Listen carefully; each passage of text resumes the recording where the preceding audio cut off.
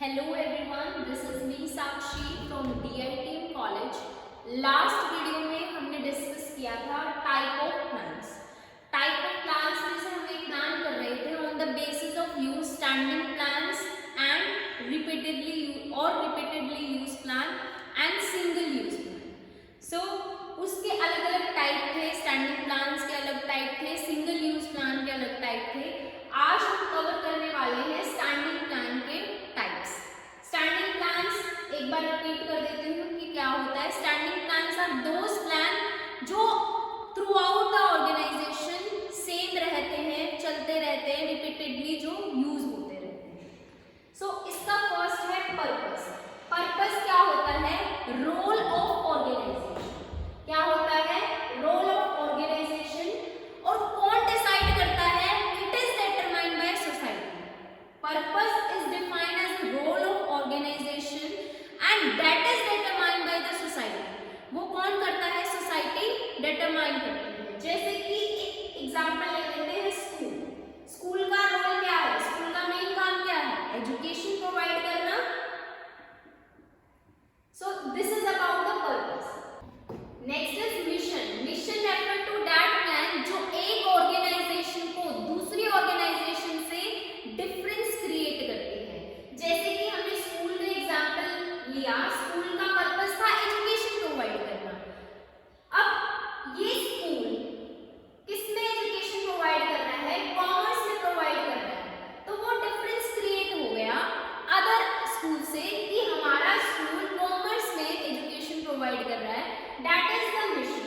Mission जिसकी वजह से एक ऑर्गेनाइजेशन दूसरी ऑर्गेनाइजेशन से किस तरह से डिफरेंस है ये बताती है। Next is objective. ऑब्जेक्टिव क्या होते हैं? एक स्पेशल टारगेट जो किसी भी ऑर्गेनाइजेशन को अचीव करने होते हैं। हमने स्कूल का एग्जांपल लिया था कि वो स्कूल कॉमर्स में एजुकेशन प्रोवाइड कर रहा है, तो इनका टारगेट है कि इस साल हमें 100 स्टूडेंट्स जो कॉमर्स के हैं उनको एजुकेशन प्रोवाइड करनी है। ठीक है। सो ऑब्जेक्टिव एक special target to be achieved by the organisation. Objective refer to that plan और which is define the special target. जो क्या करते हैं? एक स्पेशल टारगेट डिफाइन करते हैं ऑर्गेनाइजेशन का, जो ऑर्गेनाइजेशन को अचीव करने होते हैं। वो सेल्स से रिलेटेड हो सकता है, वो प्रॉफिट से रिलेटेड भी हो सकता है। मान लो हमने एक टारगेट बना लिया कि इस साल हमें 1 करोड़ तक अपना टर्नओवर लेकर के जाना है।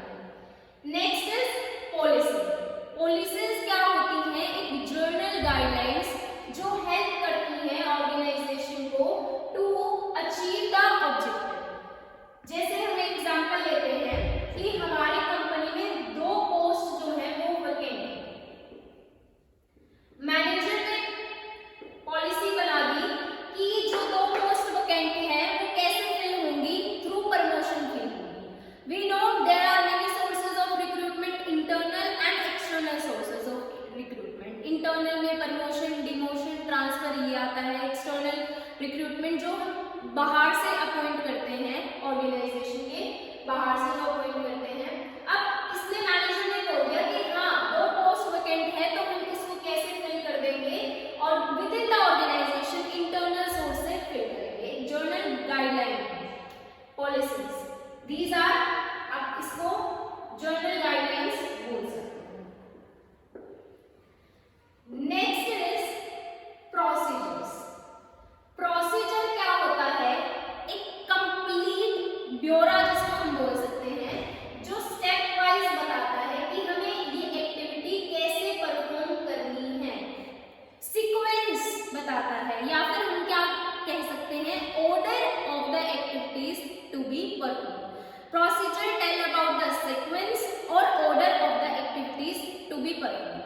सपोज करो हमने कोई भी नया पर्सन अपॉइंट करना है, तो हम क्या करेंगे? उसको सबसे पहले उसका फिजिकल इंटरव्यू लेंगे, फिर उसका हम क्या लेंगे?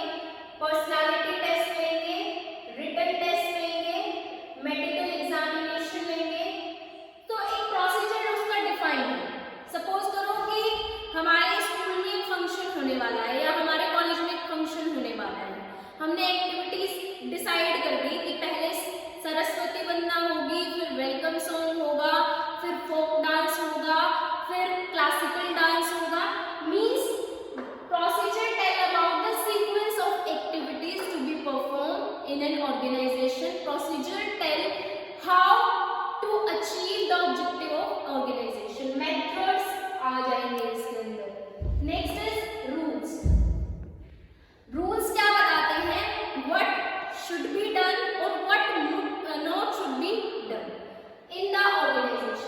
जैसे कि इन ऑर्गेनाइजेशन नो स्मोकिंग का बोर्ड लगा होता है कि स्मोकिंग करना मना।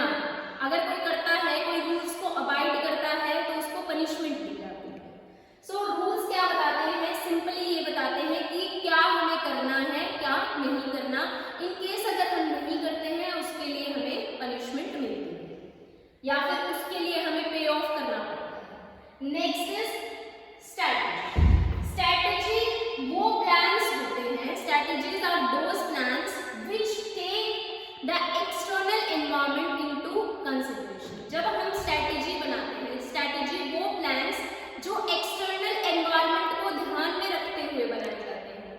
सपोज करो हमने डिसाइड किया कि हम कंप्यूटर जो है कंप्यूटर इंस्टॉलमेंट कर लेंगे अपने ऑफिस में, लेकिन हमने देखा अगर कंप्यूटर हमने इंस्टॉल कर लिए तो जो एम्प्लॉयज हमारे ऑर्गेनाइजेशन में काम कर रहे हैं उनका नंबर कम हो जाएगा, हमें कुछ एम्प्लॉय की ज़रूरत नहीं पड़ेगी। अगर ज़रूरत नहीं पड़ेगी उन एम्प्लॉय को हमें हटाना पड़ेगा। इससे क्या होगा? अनएम्प्लॉयमेंट होगा, सोसाइटी पे बैड इफेक्ट होगा।